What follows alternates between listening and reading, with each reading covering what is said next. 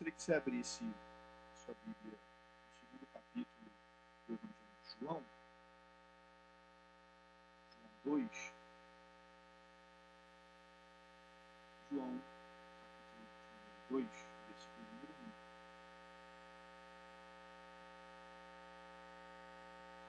Palavra muito conhecida, mas que com certeza há de falar aos nossos corações. 3 dias depois, houve um casamento em Caná da Galileia e a mãe de Jesus estava ali. Versículo 11 diz que assim, em Caná da Galileia, Jesus deu início, você pode dizer comigo, início, a seus sinais.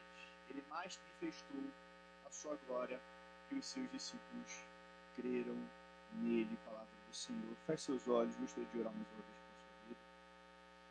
Senhor, nós te agradecemos, Senhor, porque o Senhor está conosco em todos os momentos. Nós queremos que o Senhor, onipresente, o Senhor está conosco nos momentos bons e queremos também que o Senhor está conosco nos momentos ruins. Obrigado, Senhor, obrigado por ser nosso amigo, nosso companheiro. Nós te pedimos nessa hora, fala aos nossos corações, coloca as nossas mentes alinhadas em Ti e que nós venhamos a prestar atenção e absorver a Tua palavra nessa noite. Em nome de Jesus. Amém. Irmãos, a palavra do Senhor nessa noite, ela tem como tema: quando o vinho acaba, a glória se manifesta. Esse é o tema da mensagem de hoje. E essa mensagem, cara, ela é uma mensagem, assim como todas, mas é importante frisar que ela é um ensinamento para todos nós, né? Assim como é um ensinamento na minha vida. Então, apesar de ser uma pregação, apesar de ser uma palavra, eu acredito também que é um ensinamento para a minha vida nessa noite. Eu gostaria de estar aprendendo junto com vocês e que o Senhor possa estar ministrando aos nossos corações. Por quê? Porque essa passagem, ela é uma passagem começo do ministério de Jesus, né, conhecido como o primeiro milagre de Jesus, mas é o início do ministério de Jesus. Todos lembram que no primeiro capítulo de João ele relata sobre o verbo e o verbo que se fez carne. Então o evangelho ele começa falando quem é Jesus. E João é muito feliz em relatar ali o primeiro e o início do ministério de Jesus. Por quê? Porque desde o início os evangelistas e a intenção de Jesus foi deixar claro para que Jesus veio. Se você perguntar para essa pessoa que está do seu lado agora, pergunta aí, para que Jesus veio? Talvez a resposta dela seja para salvar. Martinha, Ana, para quê? Você vai colar para libertação, né? Para nos dar vida. Mas você pode garantir que todo mundo vai ter a mesma resposta que a gente? Não. Alguns acreditam que Jesus ele é um profeta, né? Outros acreditam que Jesus é um curandeiro, né? Outros acreditam que Jesus é a reencarnação de alguma coisa que está perdida no tempo. Então, Jesus ele é claro, e acredito que os evangelistas, João, ele deixa claro a natureza divina de Jesus. Ou seja, nós cremos que Jesus é o próprio Deus. E esse Jesus, esse Cristo, esse próprio Deus, ele se encontra no momento de dificuldade, assim como aquelas pessoas que estavam no casamento. Aí eu vou falar algumas coisas que a gente sempre escuta quando fala dessa mensagem, mas é importante para o nosso contexto. O casamento, há pouco tempo, há muito pouco tempo, ou há um tempinho atrás, o casamento ele parecia-se mais com o casamento daquela época do que hoje. Hoje, no passado recente, o casamento ele é tipo assim: eu vou fazer do jeito que eu quero, né, da forma que eu quero, não importa se os convidados estão no sol, na chuva, se eles vão comer ou não vão comer. Já foi no casamento com certeza assim, né? Porque a celebração é do noivo e da noiva. E, de certa forma, estão certos. Mas a cultura naquele tempo, né, era totalmente diferente. A cultura era providenciar uma grande festa, e principalmente aos convidados. Por isso que o casamento judaico, sobretudo naquela época, ele durava vários dias, porque era uma grande festa. Mano. Então, o contexto que está se passando nesse casamento, provavelmente essa festa já durava muitos dias, e para noivos, para os pais, era de grande valor, como eu posso dizer, honrar os convidados. Por isso que é importante a gente não pensar com a cabeça de hoje. Hoje se acaba a coca, se acaba a água, se acaba, né, o que quer que seja, a pessoa fala assim, é bom, porque o pessoal vai indo embora, né, Marcos? Não, é bom, deixa... por exemplo, no meu casamento, aí já é uma outra situação, foi uma coisa mais contada, um dinheirinho contado, né? A gente teve ali a quantidade de fatias de bolo exata, mano. Então, assim, ninguém mais nem menos. A família ali estava contadinho a quantidade de bolo. Tanto que eu e a Vicky não provamos o bolo, né? Não teve nem aquela história de congelar o bolo, né, para comer um ano seguinte. Mas nessa época, acabar o vinho era motivo de um fracasso social. Era motivo de um possível escárnio, uma vergonha pública. E Jesus se encontra nessa situação. Por isso que a gente precisa entender que esse momento é um momento de problema. Ele é um momento de dificuldade. Por isso que é muito bonito que o primeiro milagre de Jesus ele não acontece no templo. O primeiro milagre de Jesus não acontece na sinagoga. O primeiro milagre de Jesus ele acontece em uma festa. Acontece em um local totalmente diferente. Diga para essa pessoa que está do seu lado. Jesus tem seus milagres e seus mistérios para a hora que ele deseja. O que relata, o que traz para nós a importância é que Jesus ele se importa com a nossa vida. Porém, como eu já tenho falado, eu falei há 2 pregações atrás, o milagre ele serve para manifestar a glória de Deus. O motivo do milagre é para manifestar a glória de Deus. Quantos lembram da pregação aí, não peça pão? Lembra que eu preguei há 2 domingos atrás? 2 domingos não. Há 2 pregações atrás. Tá indo, calma. Tá aquecendo. É motor movido a água. Ou seja, a motivação para o milagre é a revelação da glória de Deus. E a glória de Deus, repita comigo, a glória de Deus se manifesta nos momentos de crise. Sabe quando você passa por uma dificuldade, você não pode contar com mais ninguém? Ou ao contrário, às vezes você tem 1, 2 pessoas que pode contar, porque aquelas pessoas só para o momento da dificuldade. Porque no momento da dificuldade se revela um bom amigo, se revela o caráter de um esposo, de uma esposa. Da mesma forma, o momento da dificuldade revela o caráter de Cristo. Revela-se a glória de Deus sobre a nossa vida. Se me deparo por meio de um mar, Jesus vai lá, o que ele faz? Vamos abrir isso aí, vamos criar um caminho no meio do mar? Abre-se um caminho no meio do mar. No momento de dificuldade, o povo está com fome, momento de crise, vamos manifestar a glória de Deus? Cai o maná aí, pega as perdizes, não é? Não é isso? Ou não? Eu estou mentindo, gente. A glória de Deus se manifesta justamente no momento difícil. O pecado domina o mundo jaz no maligno, a dificuldade do relacionamento do homem com Deus existe, a glória de Deus se manifesta através de Cristo Jesus morrendo numa cruz. Momento de dificuldade, ressurreição é a revelação da glória de Deus sobre a nossa vida. Você pode dar uma glória a Deus por isso? Por isso Jesus se manifesta dessa forma nesse primeiro milagre. E João, é engraçado que João não chama esse milagre de milagre, mas sim de Opa, vamos prestar atenção, hein? Ele não chama de milagre, ele chama de sinal. Entenda a importância do sinal, porque o sinal ele aponta para aquele que há de vir, Cristo Jesus. Vocês concordam comigo? Cristo está apontando para algo muito maior. Cristo está apontando para uma glória muito maior que há de se revelar. Você pode dar glória a Deus por isso? Esse texto nos revela quem Jesus é, como ele age e o que isso produz na nossa esperança. Porque a primeira coisa que eu faço quando eu me encontro numa dificuldade é reclamar. E eu não falo eu de uma forma genérica, pastor Rodrigo, eu estou falando de eu, Lucas. quando algo dá errado, a primeira coisa que eu faço é reclamar. Hoje foi um dia cansativo no consultório. Foram tratamentos um pouco complexos. O tratamento de implante, que é como se fosse um parafuso, coloca dentro do...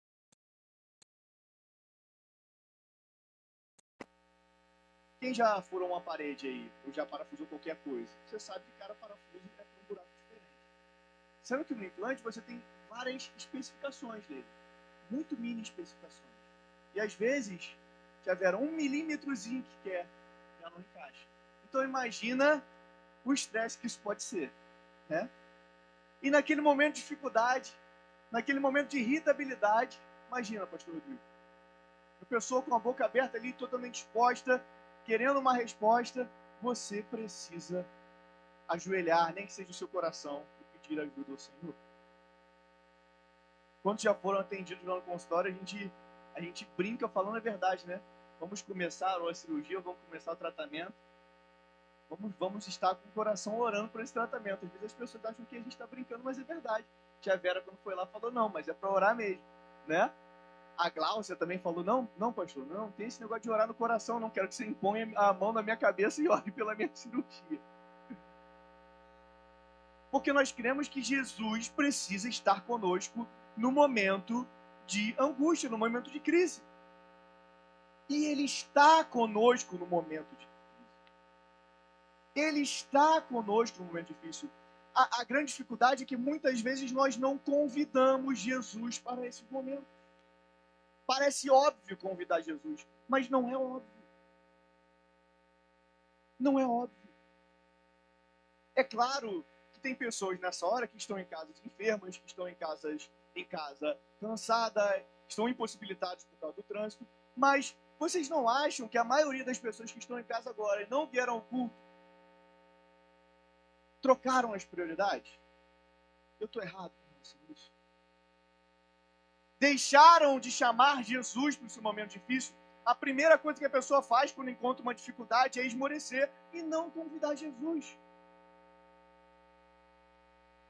Vamos falar com um especialista, vamos procurar no YouTube, vamos procurar um coach familiar, alguém que vai resolver a minha família, alguém que vai resolver o meu trabalho. Eu preciso fazer uma palestra de 3 dias para explicar como eu devo me portar perante as pessoas.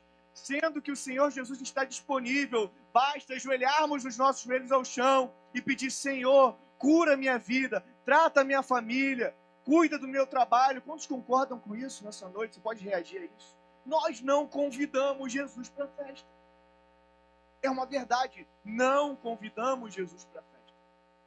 Sabe o que eu enxerguei como uma verdade para a minha vida, tia Vera? Às vezes eu não pergunto certas coisas para Jesus porque eu tenho medo da resposta que ele vai dar. Já se deparou com essa situação? Aconteceu isso muito com meu pai. Às vezes eu preferia não falar as coisas com meu pai, porque às vezes ele podia me dar uma opinião diferente e eu ser confrontado com a verdade. Muitas vezes não chamamos Jesus para a festa porque nós não queremos que Jesus veja certas coisas.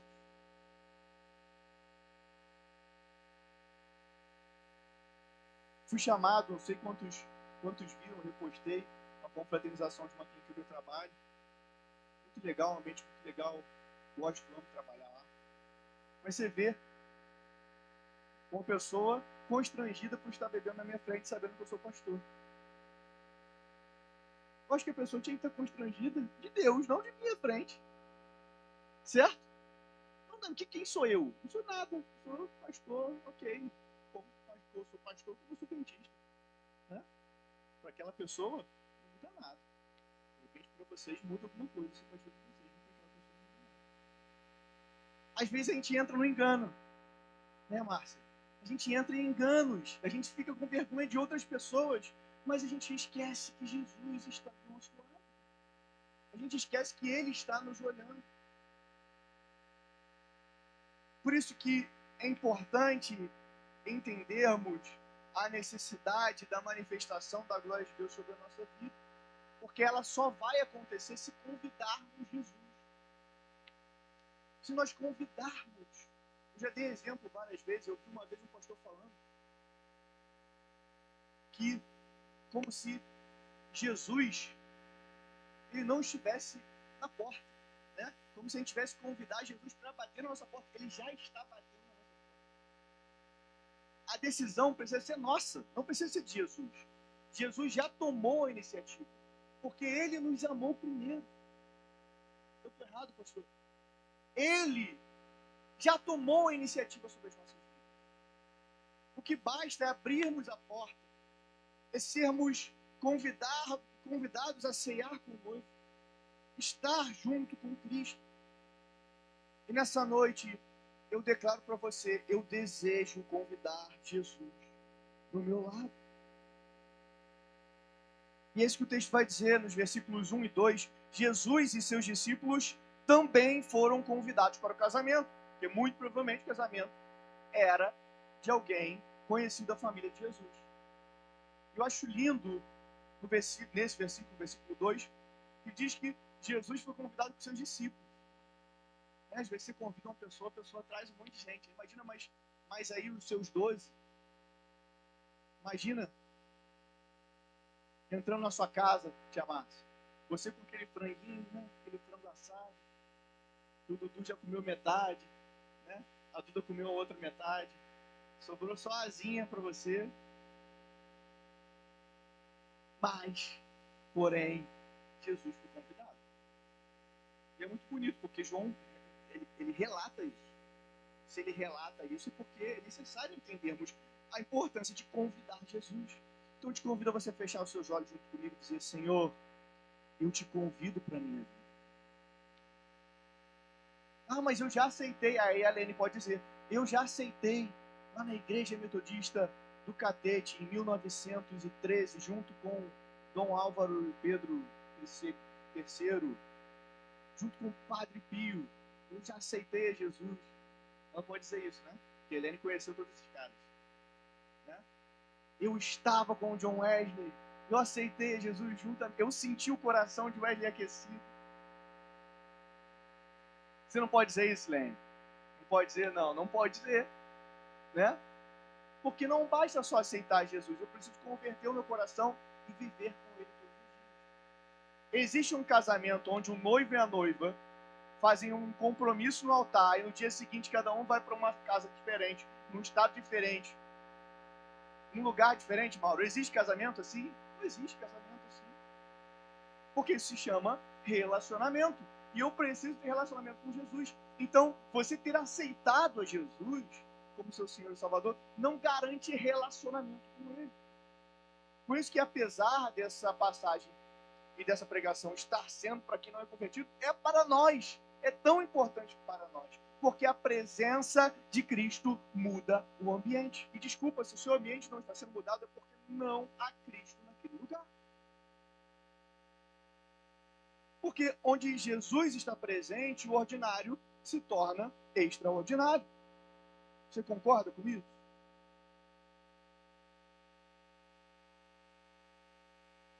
Os irmãos vão me perdoar, né? Ainda bem que as adolescentes podem ficar tristes também. Mas uma das coisas que eu acho mais inútil é chaveirinho de mochila. Desculpa, eu acho uma das coisas top 10 coisas mais inúteis. E eu descobri que às vezes essas coisas são caras, né? E às vezes a gente está com a nossa mochila da fé, pastor Rodrigo. A gente está todo bonitão lá. E está com, como é o nome do chaveirinho que estava na moda? Labubu, né? E às vezes a gente está com Jesus como um chaveirinho na nossa mochila. Né? Não acha isso? Por que vocês estão rindo? Desculpa, mas eu acho top 10 coisas mais inúteis esse chaveirinho. Porque ele não serve pra nada, ele não guarda nada, não é enfeite de nada, não chama atenção de nada, você não é nem mais nem menos que a mochila, pelo menos você guarda coisa. O chaveirinho não guarda nada. Não é, Gilda? E você, nós, eu, muitas vezes coloco Jesus, penduro Jesus na minha mochila. Ó, pum. Qual efeito Jesus vai ter? Qual é o efeito se não estético? Todo mundo sabe que você é crente, todo mundo sabe que você é pastor, todo mundo vê você na igreja, só que Jesus não tem efetividade na sua vida. Ele não tem mudança na sua vida. Por isso que por muitas vezes existem igrejas, pessoas que não são efetivas, porque usam Jesus como estética. Por mais que isso pareça distante, muitas vezes eu faço isso. Porém, meus irmãos, igreja, casa e vida, ele não é um Messias distante. Ele não é um Messias alheio. Ele deseja estar do nosso lado. Ele entra na história comum. Ele, como o pastor Pérez gosta de dizer, ele veste pele humana para salvar a minha e a sua vida. Ele não é um enfeite. Jesus é a razão. Jesus é o motivo. Ele é o começo, ele é o meio e ele é o fim. E a presença de Cristo muda o ambiente. Jesus Cristo foi o Deus encarnado. Isso demonstra que ele é acessível. Diga comigo, acessível. Diga comigo, Lene, Jesus é um Deus acessível. Ele não é um Deus de barro. Ele não é um Deus que quando cai ele quebra. Ele é um Deus eterno e que me salvou. Então ele promove mudança na minha vida. Deus eterno está sentado nesse casamento. E ele está sentado nessa mesa, no meio do problema da sua vida. Basta você pedir para que haja o sobrenatural. Talvez, meus irmãos, nós como igreja estejamos vivendo um tempo simples. Talvez nós estejamos vivendo um tempo comum. Talvez nós estejamos vivendo um tempo até mesmo cansativo. Mas se Jesus está presente, a glória ainda pode se manifestar. Porque Jesus poderia muito bem, eu vou repetir isso várias vezes, Jesus poderia muito bem estar nesse casamento e não realizar nenhum milagre. Correto? Quem conhece a história pode afirmar isso? Jesus não só foi chamado ao casamento, mas ele deu fruto à esperança de uma mulher chamada Maria. Você pode dar glória a Deus por isso? Versículo 3 vai dizer que, tendo acabado o vinho, a mãe de Jesus lhe disse: eles não têm mais vinho. E eu gosto de entender essa passagem da seguinte forma. Eu imagino minha mãe falando comigo: Lucas, acabou o vinho? Qual seria a sua resposta para sua mãe? Você acha que seria diferente de Jesus? Né? E aí, você vai, eu estava tentando entender qual o sentido da razão da resposta de Jesus ser uma e da ação de Maria ser outra. Os historiadores, os teólogos vão dizer que muito provavelmente a entonação de Jesus foi totalmente diferente. E talvez seja a entonação que eu daria para minha mãe. O que eu tenho a ver com isso? Não tem mais vinho. O que eu tenho? Passa para mim, Vic, quadro. O que eu tenho a ver com isso? Por quê? Olha a versão NAA. Por que a senhora está dizendo isso?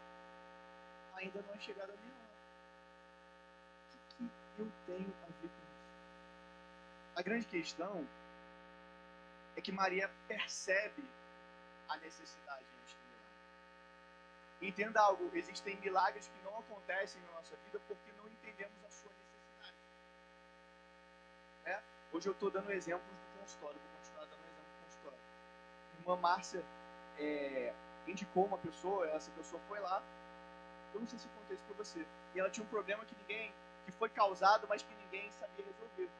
Eu falei assim, antes de mais nada, eu preciso que você entenda, né, que você conhece a Márcia, eu sou pastor e eu também trabalho com fé. E eu vou continuar, eu vou estar orando por esse, eu vou fazer tudo que cientificamente é possível fazer por esse dente, e eu vou orar por esse dente. A gente fez 10% do que era científico a ser feito nele. E o resto foi, os 90% foi oração sobre aquele dente. Não sei se ela deu esse testemunho para você, mas ela deu testemunho no WhatsApp falando que o dente está perfeito, que não tem mais problema no dente. Ou seja, você acha que eu vou ficar batendo cabeça, pensando nas possibilidades humanas? Primeiro eu tenho que gastar minha energia com as infinitas possibilidades de Cristo em minha vida. Você concorda com isso? Às vezes eu me acho muito hipócrita por causa disso. Vocês não acham? Vocês não acham que a gente é hipócrita às vezes? Porque a gente está triste, a gente está cansado, a gente está desanimado. Sendo que a gente nem cogitou Jesus realizar um milagre. Às vezes a gente fala, pô, tá tudo dando errado, mas às vezes eu nem cogitei a ação de Cristo. Eu nem levei em consideração a ação de Cristo. Às vezes a gente faz conta para encerrar o mês. Você fala assim, pô, mas se aquele cara, ainda mais a minha pessoa que é autônoma, pô, mas se aquele cara me pagar, pô, mas se aquela clínica está me devendo me pagar, aí vai fechar o mês certinho com as produtos. E eu nem sequer cogitei que Deus pode abrir uma nova porta para a minha vida, me abençoar de tal forma que Deus vai fechar aquilo de uma forma como tem fechado até hoje. Por isso, perceba a necessidade antes do milagre. Você pode dar um glória a Deus por isso? Maria não diz como Jesus deve agir. Apenas apresenta a necessidade. Às vezes a gente quer falar como Jesus deve agir, mas sem apresentar a necessidade. Jesus faz isso, isso, isso. Jesus está falando, o que eu tenho a ver com isso? Peraí, segura a onda, meu amigo. Nós precisamos dizer, Senhor, eu preciso da tua presença na minha vida. Eu preciso da tua presença na minha família. Cura a minha vida, Senhor. Trata a minha vida, Senhor. Que o Senhor prevaleça sobre a minha vida e não apontar aquilo que Jesus tem que fazer. E nesse sentido, aquilo que era derrota, tristeza, vergonha, foi se manifestada a glória de Deus de tal forma. E o vinho, como algo que é muito marcante, a pastora já pregou várias vezes sobre esse tema, e eu gosto de assinalar também o que ela fala. O vinho, ele é símbolo na Bíblia de alegria, símbolo de celebração, símbolo de vida abundante. Então, aquilo que Deus tem para a sua vida nessa noite é alegria. Você pode receber isso? O que Deus tem para a sua vida nessa noite é celebração. Aquilo que Deus tem para a sua vida nessa noite é vida abundante. É a zoe de Deus. Porque quando o vinho acaba, pega aquilo que eu acabei de falar agora, quando o vinho acaba, ou seja, quando a alegria acaba, quando a celebração acaba, quando a vida abundante acaba, eu me levanto e falo, Senhor, eu preciso mais de Ti na minha vida. Porque não é só bebida, é a alegria, é a celebração em Cristo, é a vida abundante que Ele tem para nós. Muitas vezes nós temos igrejas cheias de pessoas mais vazias desse vinho, programações que existem, músicas que existem, mas a alegria que se perdeu. Levante-se do seu lugar nessa hora e declare ao Senhor, Senhor, eu quero continuar alegre em Ti, eu quero continuar celebrante em Ti, eu quero continuar com uma vida abundante em Ti, em nome de Jesus. E o recado é, Jesus ainda é aquele que supre quando o vinho acaba. Às vezes eu esqueço disso e eu preciso lembrar, Lene, Jesus é rei e soberano sobre a minha vida. Ele está acima de tudo e Ele está acima de todos. O Brasil nunca estará acima de tudo. O Brasil nunca estará acima de todos, porque Ele é rei, Ele é soberano em minha vida. Ou seja, não há outro poder que emane de qualquer outro lugar, a não ser o poder de Deus sobre a minha vida. Ou seja, eu não vivo no padrão que o meu país está. Eu não vivo no padrão que alguém dita sobre a minha vida, mas o padrão que Deus tem para a minha vida, para a minha história, para a minha família, para o meu trabalho, em nome de Jesus. Lembre-se de algo, José, ele encontra os seus irmãos, quando os seus irmãos vêm buscar mantimento, porque havia seca, havia fome na terra. E José estava exaltado de tal forma que era governador do Egito. Deus tem mais para a sua vida, em nome de Jesus.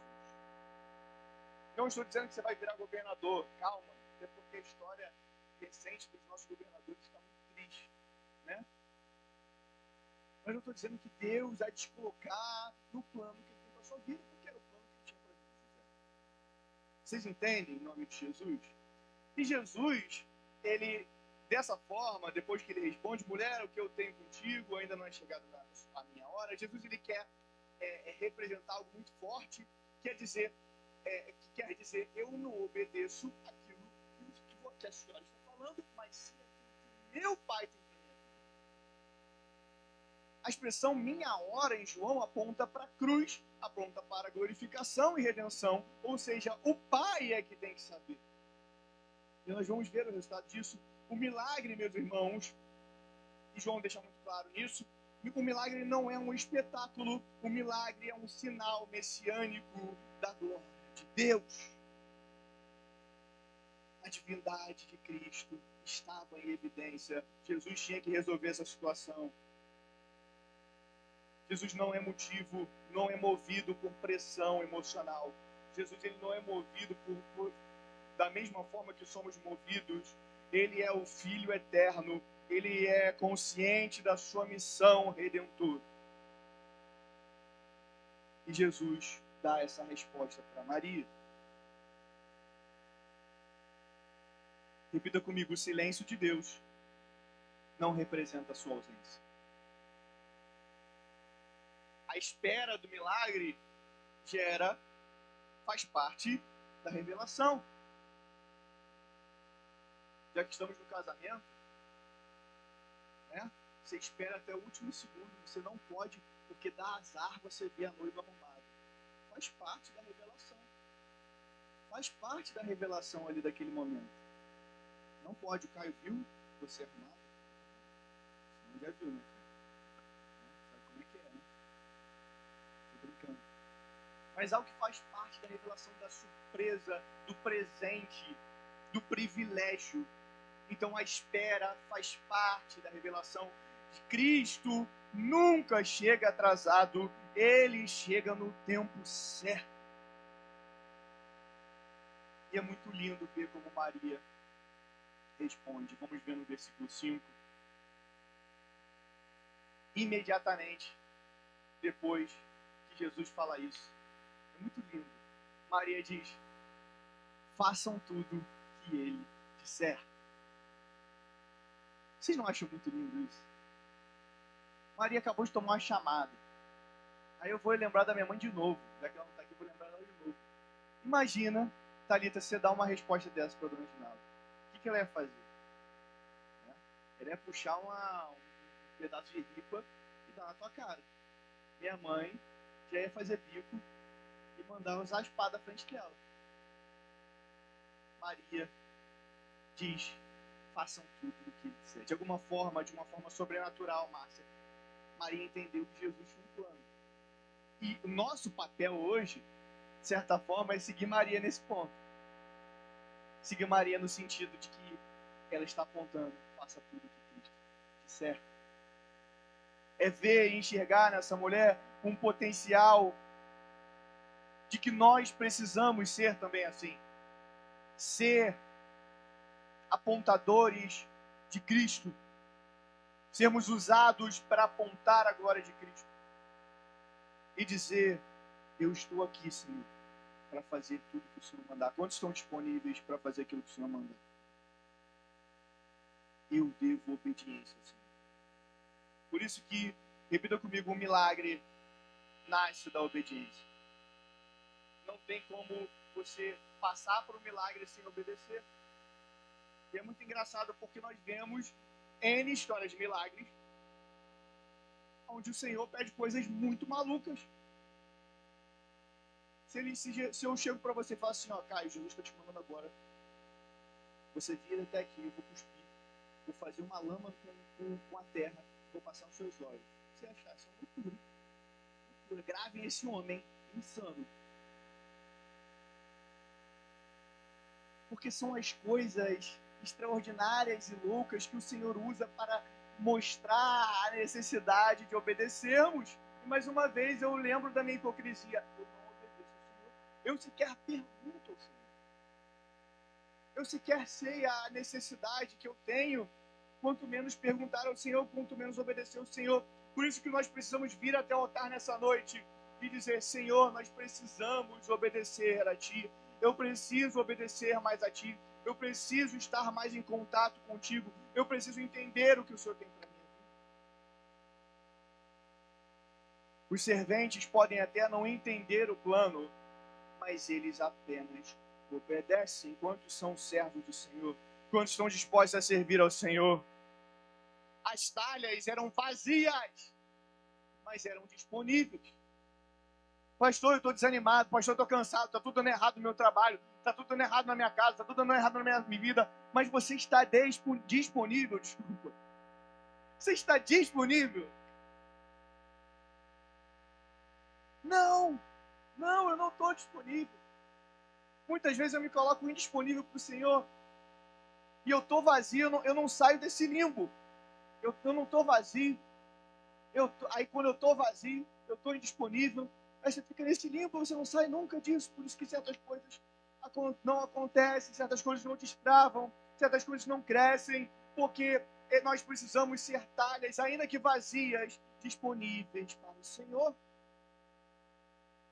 Como eu me lembro muito bem que a pastora já ensinou para a gente, quando pregou sobre isso, que as talhas serviam para a purificação. Ou seja, elas eram um símbolo da lei. E essa lei, ela é incapaz de produzir alegria plena. Por isso que Jesus vem para cumprir a lei, transformar a lei e fazer dela a função necessária. Deus não procura talhas bonitas. Deus procura talhas disponíveis. Quantos estão disponíveis ao Senhor? Por isso que a obediência precede a manifestação da glória. Eu preciso ser obediente para que a glória do Senhor manifeste sobre a minha vida. Eu estou acabando. Versículo 6.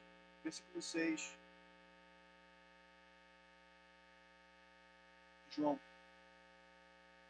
Diz que estavam ali 6 potes de pedras que os judeus usavam para as purificações. E em cada um cabiam cerca de 100 litros. Versículo 7. Jesus lhes disse: encham de água esses potes. E eles os encheram totalmente. Então lhes disse: agora tirem um pouco e levem ao responsável pela festa. E eles o fizeram. Versículo 9. Quando o responsável pela festa provou a água transformada em vinho, ele não sabia de onde tinha vindo, por mais que os serventes que haviam tirado a água soubessem. Chamou o noivo. Ele disse: todos costumam servir primeiro o vinho bom, e quando já beberam muito, servem o vinho inferior. Você, porém, guardou o melhor vinho até agora. Ou seja, Jesus, ele não apenas repõe, Jesus transforma. Ele deseja transformar a sua vida. Mas agora, eu um dia aprendi uma palavra que eu gosto de usar muito, cara, e provavelmente você usou muito no seu trabalho também. Depois que eu aprendi a palavra intransigente, eu coloco de adjetivo para um monte de coisa, um monte de gente. Porque já viu aquelas pessoas intransigentes? Imagina, Mauro, se existisse uma pessoa nesse meio desses servos intransigentes. Você provavelmente já trabalhou com um monte de intransigente. Imagina, pastor Rodrigo, no meio desses servos, de uma pessoa intransigente, fala assim: vem cá, deixa eu te falar uma coisa. Que papo de maluco, 600 litros? É uma caixa d'água 600 litros? Quanto que é uma caixa? É quase uma caixa d'água. Tem de 500 também? As talhas são realmente muito grandes, né? Quando você é criança, você aprende na escola dominical, você acha que é um jarrozinho, né? As talhas são gigantes, são grandes realmente, de pedra. 600 litros. 600 litros. E Jesus pede para pegar 600 litros. Se eu pego legal assim para vocês, num dia legal, que vocês estão gostando de mim legal, pô, pega 600 litros ali pro teu pastor, rapidinho, só pra gente ver o negócio. Vocês pegariam?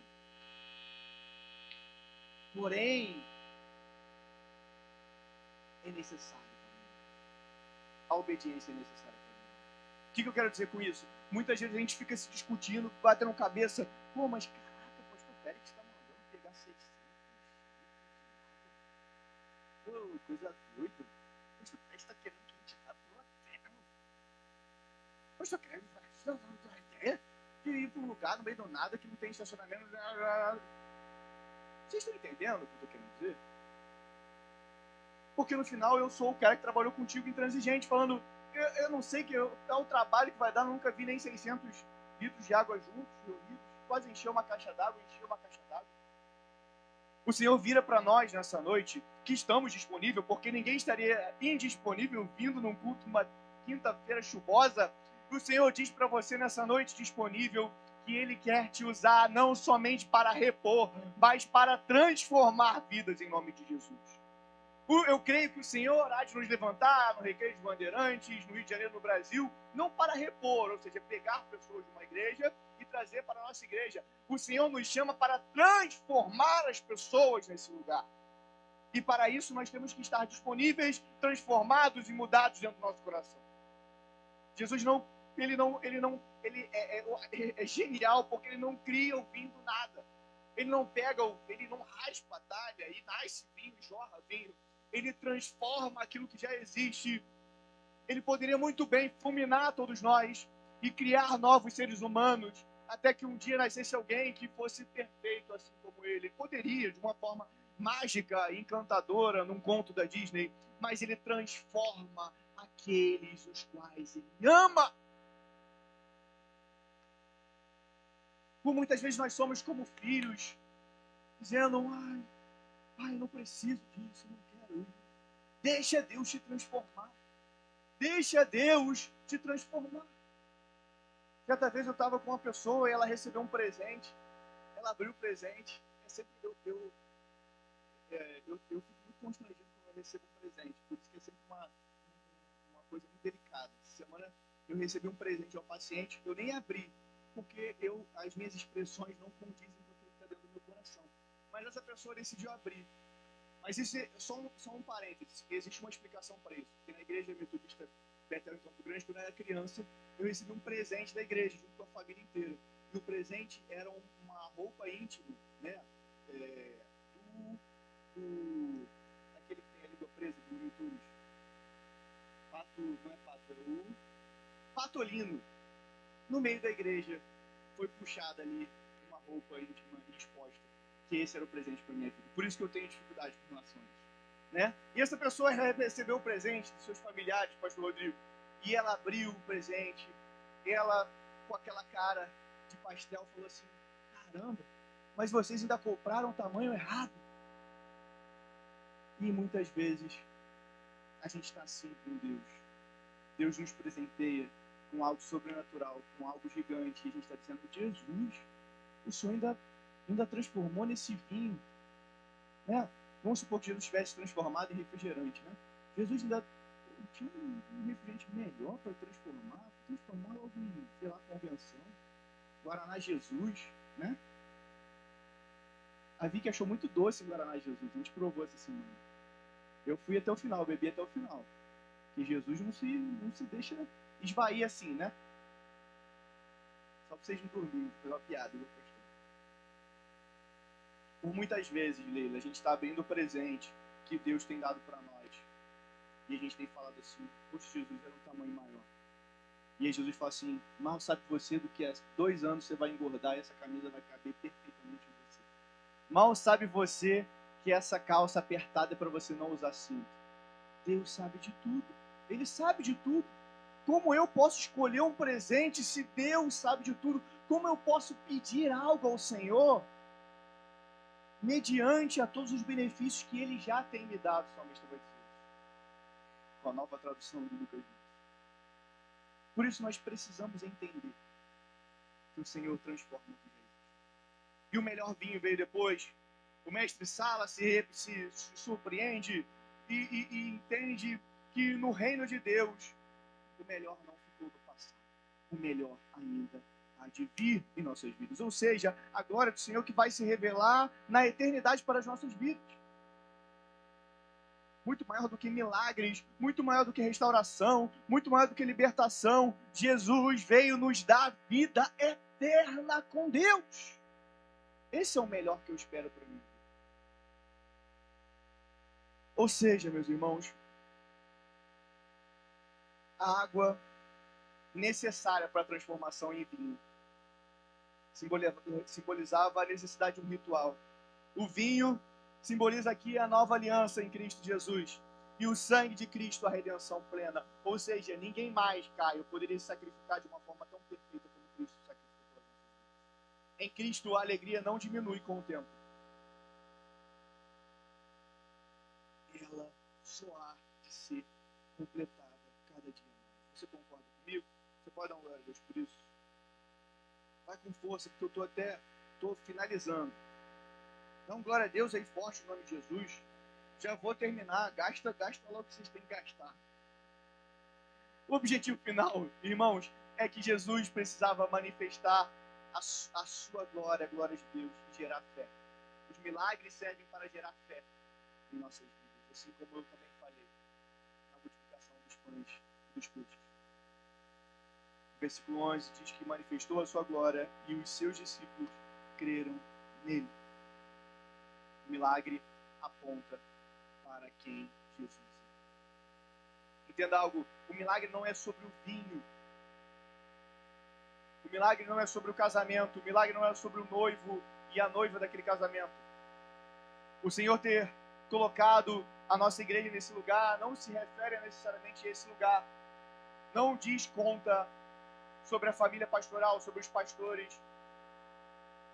Não se refere às pessoas que estão aqui, mas a glória de Deus será revelada nesse lugar. O milagre não aponta para o vinho, o milagre não aponta para o pão físico, mas o pão espiritual, aquele que é o pão da vida, aquele que é a glória revelada sobre nós. Porque se Jesus não vem e dá a sua vida por nós, o que seríamos? O que seríamos? Onde estaríamos? E a fé nasce da revelação de Cristo. Por muitas vezes estamos desanimados, por muitas vezes estamos cansados, porque não há fé o suficiente dentro do nosso coração. E essa fé só se revela através de Cristo. Quando a igreja vê a glória de Cristo, a fé é fortalecida. Quantos querem fortalecer sua fé nessa noite, em nome de Jesus? Uma igreja com bom ânimo é uma igreja que contempla Cristo. Ou seja, uma igreja que sabe o valor de Cristo.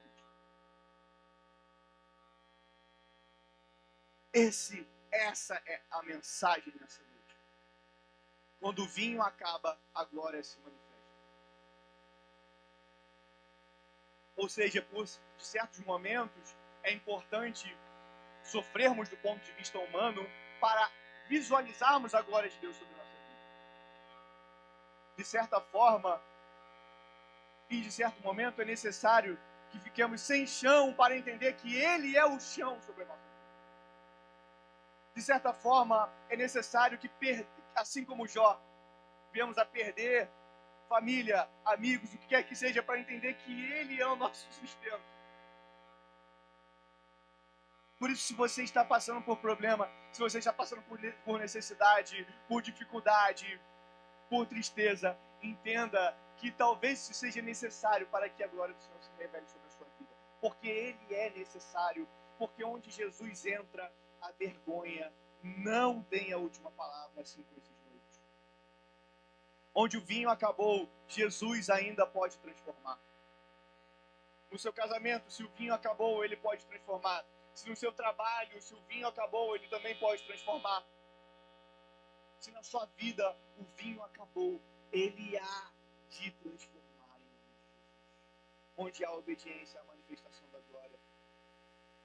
E talvez você esteja dizendo para mim nessa noite dentro do seu coração: pastor, o vinho acabou. Mas eu te digo, Jesus está presente.